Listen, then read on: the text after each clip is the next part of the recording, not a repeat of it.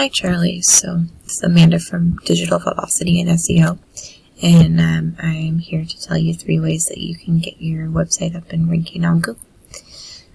So first of all, to be optimized for Google, they really like you to have 1,500 words on your website, and so I highlighted your words here and took them over to the word counter, and you basically have 552 words.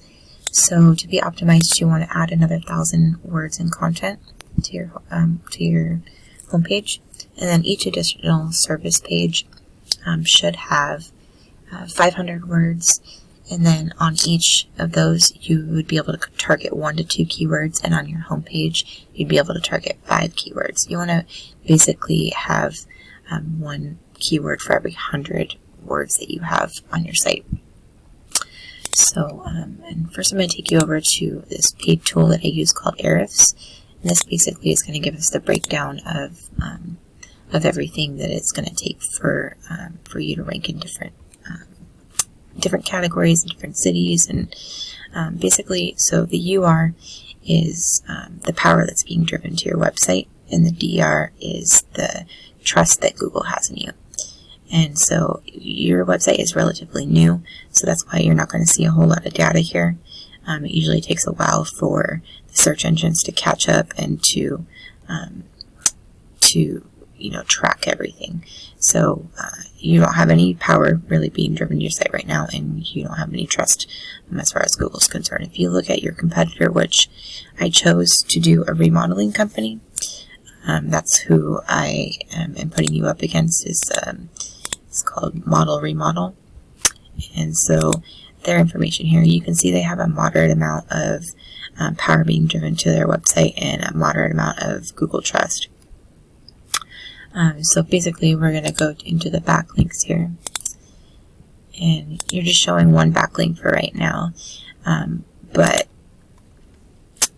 so they had 200 and something, I think that's what it was. Anyways, these right here, they're scored over 100. And so these lower ranking ones are not driving very much traffic at all, or power, I mean. And these higher ranking ones are getting a better amount of power driven to the website. And so what you can do is you can go in here and you can basically duplicate these links and use them to drive power to your site. And so using them as a template, you would go in, because not all links are created equal, and you really don't want to duplicate these lower, like this one here. You wouldn't want to duplicate those. You want to duplicate ones that are like 90, because those are the ones that are driving the most power. So I'm going back into referring domains here. It's kind of the same thing. You can go in and basically copycat method so these ones are the same. 0, you don't want to do that one. 7, you don't want to do that one. These lower ones, you want to go into 50, 76. You could even do these ones. But the more of these ones that you have on there, the 0s, the 1s, basically, so people will go in there and they'll try and stuff a whole bunch of referring domains in there, because it does push you up in Google.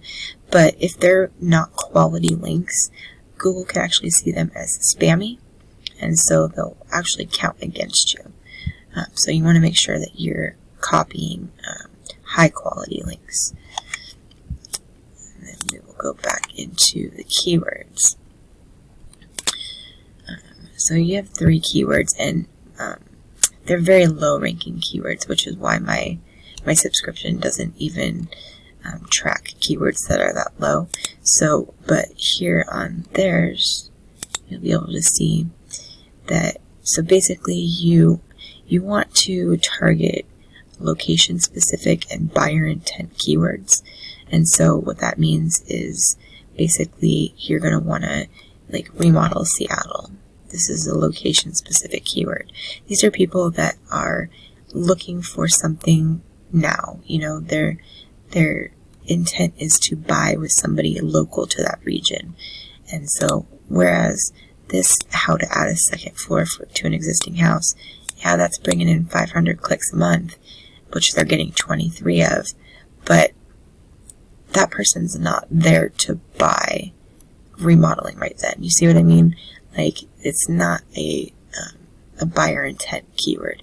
So what you want to do is you want to come in here and you want to target all of these keywords that have locations. So that one, and here we go, Seattle remodelers, remodel Seattle, model remodel. Well, that's actually their name, so I wouldn't do that one. Design build Seattle. You see what I'm saying? And you also want to rank for your name. So you would want to put, and that's what you want up here at the top, so that when somebody Google searches you, that you're the first thing that comes up. So you would want to, rank for the wrapping company right here. So that's how you can rank with keywords. And basically what we were talking about earlier is with the different categories that you're in, or that you could be in, you could target keywords in Tacoma. You could target keywords wherever you want to service. So if you want to go to Auburn or Kent or Federal Way or Des Moines or wherever you guys are going to be servicing, you can target those location specific keywords too, so that you show up in those cities' rank search results. And so you can do, Tacoma remodelers, Seattle remodelers, Tacoma interior painting, Seattle interior painting. So that's what I would consider doing, because you really fit into, many different niches. And so I wouldn't restrict yourself by just putting yourself in one. I would spread it out. And so you're going to show up in many different search results. And I did some keyword research about which ones are the highest search volumes. And basically, interior design was a good one. Seattle interior design firms has 200 search volume. And interior decorators Seattle has 200. Interior design Seattle has 150. Interior designs Seattle, Washington had 150.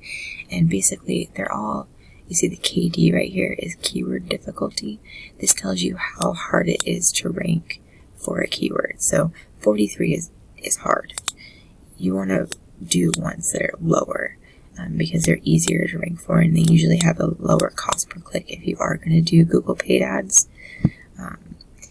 But the keywords that I looked up as far as interior designs and stuff, I think the highest keyword difficulty was like a 3 or 4. So it was pretty good. It's doable. So yeah, there's a lot more that I could go into on that, but that's the general explanation of that. And then for citations, basically in the Google Map Pack, which is these 3 businesses here, when you search something, this is the Map Pack. And to get into the Map Pack and get ranking for them, you use citations. And so a citation is your business name, your business phone number, and your location. And it is you showing up in directories across the web, like Facebook and Yelp and Yellow Pages and White Pages, and they're just directories where you show up with the same phone number and the same business name. So you have 15 of those, and your competition has 46. So you would want to go in here, and I would even suggest doing like 40 citations, just not only to surpass them, or not only to beat them, but just really to surpass them, so that you can forget about it for a little while. Eventually they will catch up with you and you'll have to go back in and start adding more citations. But for now, I would suggest doing 40 at least. And that'll give you a little bit of leeway as far as time that you can let it sit. And you can do that by coming in here, and any of these that they have that you don't, you can press on this little arrow right here. It takes you to that site where you can apply.